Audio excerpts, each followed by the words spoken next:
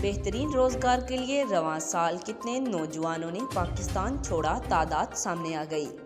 रोजगार के हसूल और बेहतर मेयार जिंदगी के लिए रवां साल भी लाखों पाकिस्तानी बासलाहियत और तालीम याफ्ता नौजवानों मुल्क को खैरबाद कहकर चले गए। अच्छी तालीम कारकर्दगी की बुनियाद पर डिग्री हासिल करने वाले नौजवानों की अमली जिंदगी धुंधली और परछाई का शिकार हो गई, जिसकी वजह से इनका पाकिस्तान में क़याम इंतहाई मुश्किल हो गया। तालीम याफ्ता नौजवानों का बैरून मुल्क उड़ान भरने में कई गुना इजाफा हो गया है। बेहतरीन मेयार ज़िंदगी की ख्वाहिश के लिए रवां साल अब तक 6 लाख से ज़ायद नौजवान बैरून मुल्क जा चुके हैं।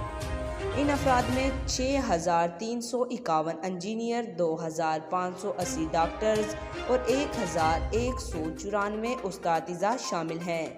नौजवानों मुल्क में तालीम, काबिलियत और महारत की कदर ना होने का शिकवा कर रहे हैं।